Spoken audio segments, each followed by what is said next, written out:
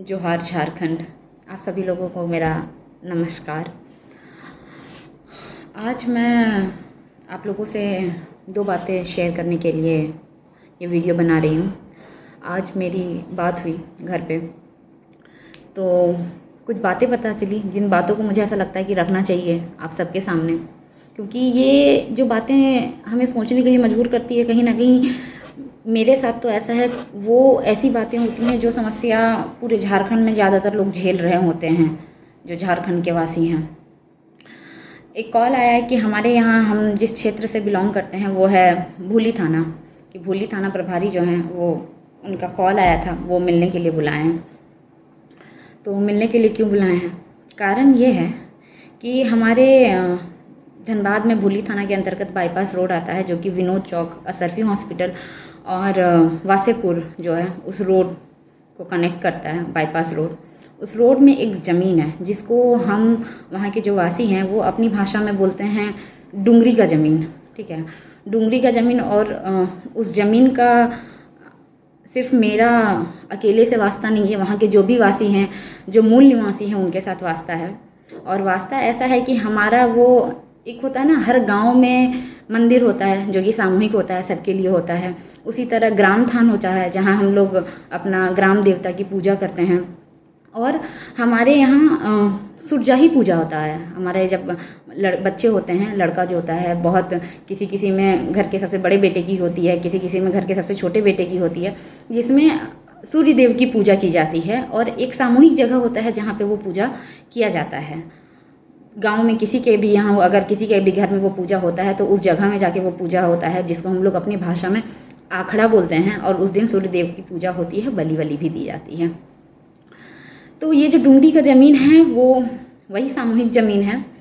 और ये एक ऐसा ज़मीन है, जब धनबाद में विकास होता है, तो विकास जब भी होता है तो उस विकास की जो रेलगाड़ी होती है, उस रेलगाड़ी में जो सबसे ज़्यादा पिसते हैं वो आम जनता और मूल निवासी पिसते हैं। क्योंकि जब किसी जगह का विकास होता है, अभी उस 4 लेन रोड बन रहा है उस रोड पे, तो लोगों की नज़र पड़ती है ज़मीनों पे। कुछ बिक चुकी होती हैं, जो नहीं बिकी होती है, जो सामूहिक ज़मीन होता है वो भी कब्जा करने का कोशिश होता है। उस ज़मीन को लेके आज से 5 साल पहले भी, 5-7 साल पहले भी कोई विवाद हुआ था, तब पूरे गांव वाले एक साथ खड़े होके उस ज़मीन को बचाने का कार्य किए थे, एप्लीकेशंस लिखे थे, बहुत सारी रोड जाम हुआ था, बहुत सारी चीज़ें हुई थी, तब उस ज़मीन को बचाया गया था। उसमें वो एक समय में काफ़ी पेड़ पौधे हुआ करते थे, जिस पेड़ पौधों में कुछ लोगों ने, जो हम कहते हैं भूमाफिया, ठीक है, उन लोगों ने डोजरिंग करके उस जगह को ख़त्म कर दिया। और आखिरकार बहुत संघर्ष करने के बाद आज वो ज़मीन है। लेकिन ज़मीन तो है, लेकिन ज़मीन पे लोगों की जो बुरी नज़र है वो आज भी है, क्योंकि उस जगह पे रोड का कार्य बहुत ज़ोरों शोरों से चल रहा है। तो लोगों की बुरी नज़र और जो कहते हैं ना, हथियाने का जो नापदंड है वो भी उतना ही ज़ोरों से चल रहा है। अभी हमारे यहाँ प्रॉब्लम यह है कि हम लोकल्स काफ़ी कमज़ोर हैं। कमज़ोर है इन द सेंस कि हम लोग के पास, अभी हमारे वहाँ के जो थाना प्रभारी हैं उनका फ़ोन आता है, काफ़ी लोग उस ज़मीन को बचाने की कोशिश कर रहे हैं कि अगर आप सही हो, या फिर जो भी लोग आपके पास आके बात कर रहे हैं थाना प्रभारी, कि कोर्ट बैठी हुई है, आप कोर्ट के पास जाइए, कोर्ट के पास आपका जो भी है, हम कोर्ट को मानते हैं, हमारी न्याय व्यवस्था जो भी फैसला लेगी हम उसके साथ हैं। लेकिन पुलिस जोर ज़बरदस्ती करके काम कराए, हमारे सामूहिक जगह को, हमारी आस्था को, हमारे कल्चर को छीन ले, ये हमें कतई मंजूर नहीं है। लेकिन हम किस हद तक बचा सकते हैं? क्योंकि पुलिस का सबसे पहला काम तो यही होता है ना कि हम 2-4, जब ये मुझे लगता है बोलना गलत नहीं होगा ना, क्योंकि भले ही हम ऑन कैमरा ये बात ना बोल सकें, लेकिन सच्चाई तो यही है कि पूरी दुनिया में तो चलता ही, अपने देश में ज़्यादा चलता है, वो है पैसा और पावर। 2 लोग हैं, एक सच्चा है, एक झूठा है। लेकिन अगर सच्चा कमज़ोर है आर्थिक रूप से तो उसकी बात की वैल्यू नहीं होती है, लेकिन अगर दूसरा अगर आर्थिक रूप से मजबूत है तो उसकी बात की ज़्यादा वैल्यू होती है और उसी की बात को सच माना जाता है। तो मुझे आभास है कि जिस तरह से, मैं तो अपने घर से काफ़ी दूर हूँ, जो चीज़ें मैं सुन रही हूँ उन चीज़ों से यही पता चलता है कि गांव वालों के ऊपर दबाव बनाया जा रहा है उस ज़मीन को हथियाने के लिए। और ये पहला टाइम नहीं है जब ऐसा हो रहा है। इससे पहले हमारा एक पर्सनल प्रॉपर्टी था, उसमें भी मस्जिद का कार्य पुलिस प्रशासन ने कुछ ऐसा ही किया, ठीक है, कि मस्जिद बनवा दिया। आज वो केस चल रहा है और अभी जितने अंदेशे आ रहे हैं उसमें पुलिस प्रशासन का कहना ये है, पुलिस प्रशासन मैं नहीं बोलना चाहूँगी, पुलिस प्रशासन कहना पूरे पुलिस डिपार्टमेंट को टारगेट करना हो जाएगा। हमारा जो थाना है भुल्ली थाना, भुल्ली ओपी एक संवेदनशील कहें या फिर कह सकते हैं कि आप एक ऐसा क्षेत्र है जहाँ पे ये ऐसे बातें बहुत नॉर्मल है। हमको लगता है कि पुलिस प्रशासन का काम शांति व्यवस्था को बनाए रखना है, लेकिन हमारे यहाँ भुल्ली थाना पुलिस प्रशासन जो है खास करके भुल्ली थाना में वो शांति व्यवस्था को बनाए रखने का काम कम करती है और ज़मीन मामलों में ज़्यादा से ज़्यादा उलझती है। हमको लगता है कि वो जो सीओ कोर्ट का काम है वो वही कर रही है, ठीक है। वो अभी भी वही वाला सिस्टम चल रहा है जिसमें हम आपको जोर ज़बरदस्ती दबाव डाल के वो काम करवाती है। अभी भुल्ली थाना का कहना है, जो मुझे सुनने में आया, जो मेरे घर वालों ने बताया, जो मैंने गांव के और लोगों से बात की तो पता चला है कि उनका कहना है कि आप उस ज़मीन पे, गांव के लोग जो है उस सामूहिक ज़मीन पे ना जाएं और अगर आप जाते हैं तो पुलिस प्रशासन खड़े होकर काम कराएगी। हम जानना चाहते हैं कि पुलिस प्रशासन तो वहाँ जाती है जहाँ पे शांति व्यवस्था भंग हो रहा हो या जहाँ पे किसी भी तरह का ऐसा लड़ाई झगड़ा हुआ नहीं है, बट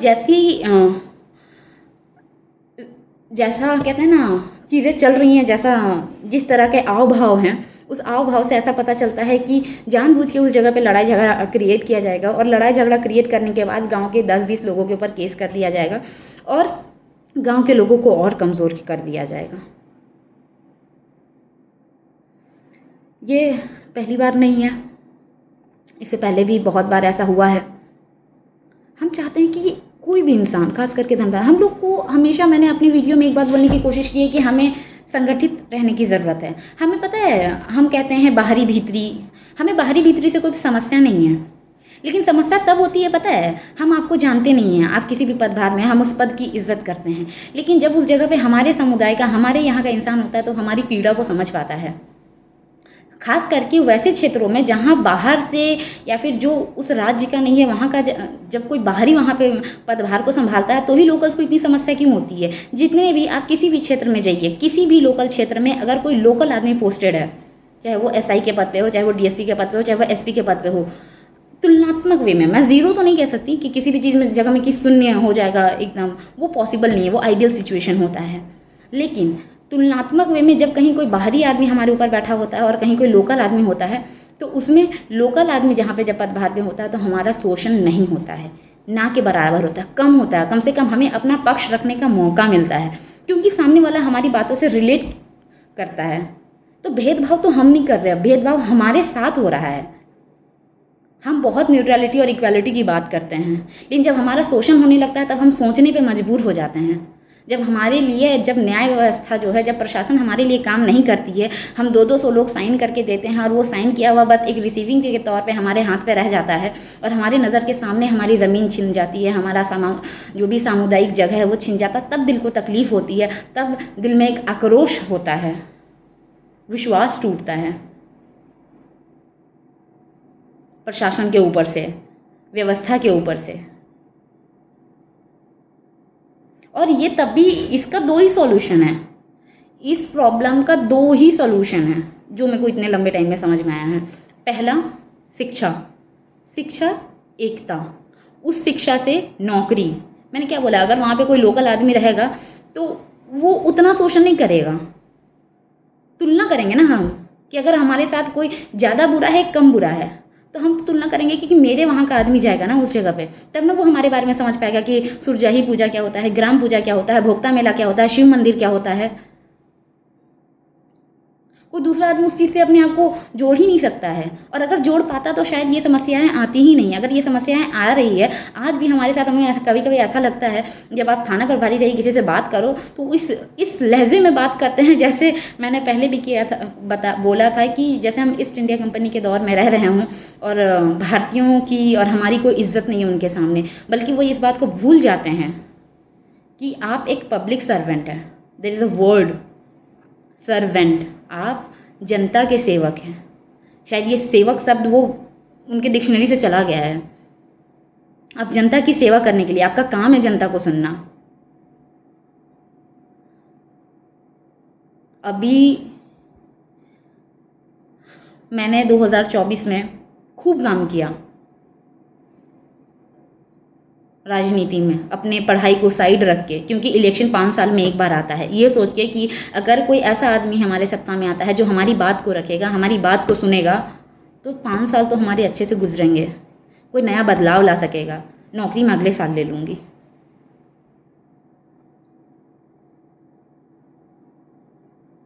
कहते हैं ना, भगत सिंह ने वो जो बम फोड़ा था ना पार्लियामेंट में, उसका रीज़न ये नहीं था कि उनको अहिंसा करना था, उसका रीज़न ये था कि जो बहरी सरकार है ईस्ट इंडिया कंपनी की उस टाइम पे, उसको सुनाए थे। आज के समय पे ये क्या है कि आपको भी संगठित होना पड़ेगा, और एक आदमी किसी बात को बोलोगे ना, आप सही बात बोल रहे हो, फिर भी सामने वाला सुनने के लिए तैयार नहीं होता, इसीलिए संगठित होना ज़रूरी है। दूसरी बात, हमें खुद में को पावर में लाना पड़ेगा। आप किसी और के ऊपर रिलाई नहीं कर सकते कि कोई आपका दुख दूर कर देगा। क्यों कोई दुख दूर करेगा? जितने भी युवा जनरेशन के, यंग जनरेशन के, हमारे जनरेशन के जो भी लोग हैं, खास करके झारखंड के, ज़रूरी है, हमारी ज़रूरत है उस जगह पे जाना, शिक्षित होना। हम मजबूर हैं। अपने शोषण को रोकने का यही एक तरीका, और हम उस शोषण को रोक तभी सकते हैं जब हम पावर में होंगे और हम उस जगह पे होंगे। और झारखंड पुलिस और उत्पाद सिपाही हमारे दुखों को दूर नहीं कर सकता है। अगर 600 वैकेंसी आ रही है तो हमारा पूरा का पूरा टारगेट होना चाहिए कि 600 वैकेंसी में 500 हमारे लोग हों, चाहे वो किसी भी जाति का हो, किसी भी समुदाय का हो, लेकिन वो हम में से हो, ताकि हमारा शोषण कम हो। और उस 500 लोगों को उस जगह तक पहुंचाने में जो भी शिक्षित वर्ग है, जो उस जगह में है कि वो किसी भी प्रकार से सक्षम है मदद करने में, गाइड करने में, पढ़ने में, पढ़ाने में, रिसोर्स देने में, तो हमें बढ़ चढ़ कर सहयोग देना चाहिए। यही इकलौता तरीका, और कोई तरीका नहीं है। आपका तब तक शोषण होगा जब तक आपके लोग उस सिस्टम में नहीं रहेंगे, जब तक आपके लोग नहीं रहेंगे जो दहाड़ के आपकी बात को रख सके। अगर सत्ता में है तो सरकार के सामने, विपक्ष में है तो विपक्ष के तहत सरकार को के सामने रखें, और अगर आम आदमी है तो भी प्रशासन के सामने आपकी बात को रखने की क्षमता होनी चाहिए। निडर भाव से बोलने की ताकत होनी चाहिए।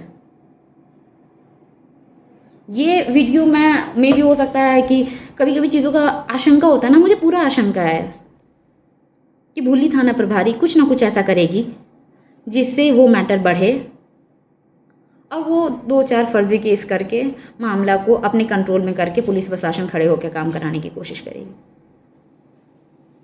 मेरी विनती है, विनम्र विनती है, जिन लोगों जो हमारे, चाहे भाजपा के हमारे ढूलू मतों हैं, जिनके लिए हमने काम किया, हम सब लोगों ने वोट दिया, हेमंत सोरेन जी हैं जिनका हमने सत्ता बनाया, सरकार बनाया विधानसभा में, कि वो हमारे यहाँ की पार्टी है, लोकल की पार्टी है, तो वो हमारी बात को सुनेंगे। कि आप इन सारी चीज़ों में कृपया करके, हमने आपको चुना है, आप हमारे लिए काम करें।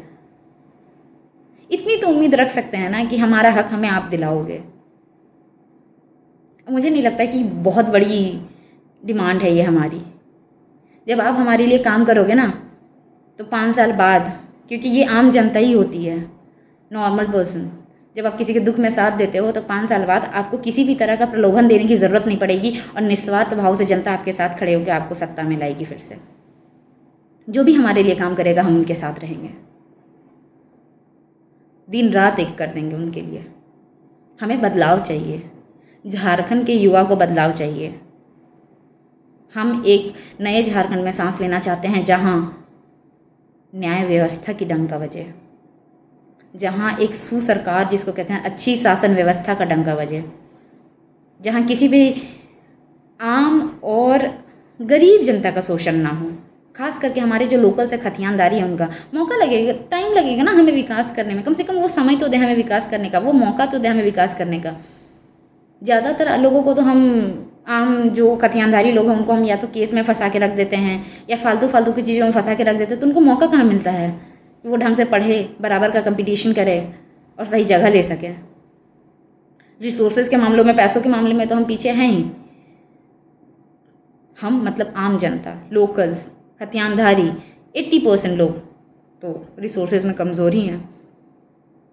अब मैं यहाँ बैठी हूँ, मेरे घर में वहाँ पे किसी भी तरह का कुछ भी अगर होता है, स्वाभाविक सी बात है कि मेरे जीवन पे उसका प्रभाव पड़ेगा। अगर मैं 10 घंटे पढ़ रही हूँ तो शायद 10 घंटे से डायरेक्ट वो 0 पे आ जाएगा नेक्स्ट डे, क्योंकि मेरा दिमाग और ध्यान तो वहाँ होगा ना। हमारा कल्चर धीरे धीरे ख़त्म होता जा रहा है। जब भी किसी जगह का विकास होता है, सबसे पहले वहाँ के लोगों का शोषण होना शुरू हो जाता है। विकास का मतलब क्या है? सस्टेनेबल ह्यूमन डेवलपमेंट का मतलब होता है वहाँ के लोगों के साथ विकास करना, ना कि वहाँ के लोगों का शोषण करके वहाँ का विकास करना।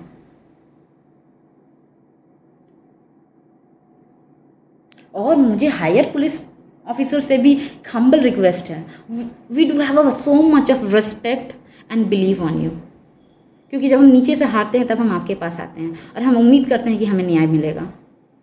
हमारी आवाज़ को बहुत दबाने की कोशिश की जाती है, बहुत हिम्मत करके हम किसी के पास जाते हैं, चाहे वो किसी पॉलिटिशियन के पास जा रहे हों या किसी एडमिनिस्ट्रेटर के पास जा रहे हों या किसी पुलिस ऑफिसर के पास जा रहे हों। एक आम जनता बहुत डरता है बात करने में, हमेशा उसको दबाया जाता है। हमें ज़रूरत है स्ट्रॉन्ग आवाज़ की, हमारे वॉइस को। हमारे पास अपने लोग होने चाहिए जो हमारे साथ, शिक्षित लोग, वैसे शिक्षित लोग जो एक सही दिशा दिखाए हमारे पूरे पॉपुलेशन को।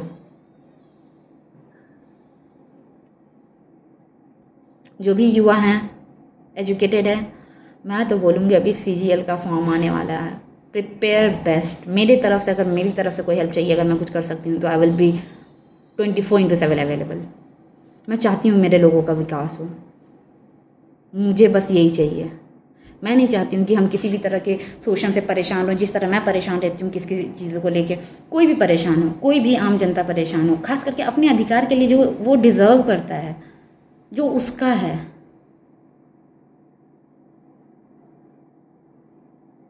मैं क्या बोलूँ, पढ़िए विनोद बाबू का, मूर्ति ने विनोद बाबू का जो विचारधारा है उसको जीवन में लाने का बहुत ज़रूरी है।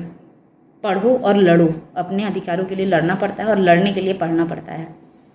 शिक्षा ही वो हथियार है जिससे ST SC और जितने भी शोषित वर्ग था उनको न्याय देने का कार्य किया हमारे BR अम्बेडकर जी ने, क्योंकि वो शिक्षित थे।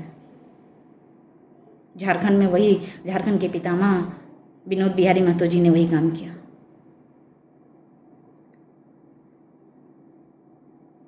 खूब मन लगा के पढ़िए, विरोध और करने, जब आपका शोषण हो रहा है तो विरोध करने से भी मत डरिए। ज़रूरी नहीं कि जब मेरे पे आएगी तभी हम लड़ेंगे, नहीं। अगर गांव में आग लगा हो तो अपने घर की बारी आने का इंतज़ार नहीं करना चाहिए कि हमारा जीवन व्यवस्था अगर अच्छे से चल रहा है तो हमें फ़र्क नहीं पड़ता है। अगर गांव में आग लगी है तो आप तक भी पहुंचेगी। हम संगठित नहीं हैं। धनबाद में अलग अलग लोगों की समस्या होती है, सब अलग अलग तरीके से लड़ रहे हैं, अकेले अकेले लड़ रहे हैं, इसीलिए अकेले पड़ जा रहे हैं। इसीलिए शोषण बड़ी आसानी से हो रहा है।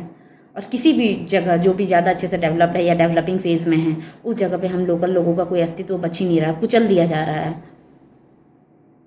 उम्मीद करते हैं कि मेरी इन बातों का कुछ तो प्रभाव पड़ेगा। हम संगठित होंगे, एक दूसरे का काम करेंगे, ठीक है। और हमारे इस भूली OP के अंतर्गत जो हमारा डुंगरी का ज़मीन है, उस ज़मीन को बचाने के लिए हम उम्मीद करते हैं कि आप हमारी मदद करेंगे जिस भी प्रकार से हो सके, चाहे सोशल मीडिया के थ्रू हो सके, या फिर आप अगर प्रशासन में किसी पद पे हैं तो उस तरीके से हो सकता है, पॉलिटिशियंस हैं तो उस तरीके से हो सकता है, क्योंकि हमारा नेतृत्व करने वाला कोई नहीं है। हमें चाहिए ना बैक सपोर्ट, हमारी बात को कोई रखे, ताकि हमारी बात रखी तो जाए, कम से कम रौंदा ना जाए हमें। अनपढ़ गंवार लोगों को, कम पढ़े लिखे लोगों को चुप करा दिया जाता है। मीडिया भी बयान उनसे लेती है जो अच्छा बोल सकें, जो शिक्षित हैं। जो कम पढ़े लिखे हैं उनको कहते हैं आप अच्छे से बोल नहीं पा रहे हैं। तो हमारी बात को रखी जाए, और आप में से जो भी जिस प्रकार से भी, जहाँ से भी, किसी भी प्रकार की अगर आप मदद कर सकते हैं तो आप मदद कीजिए और एक संगठित होइए।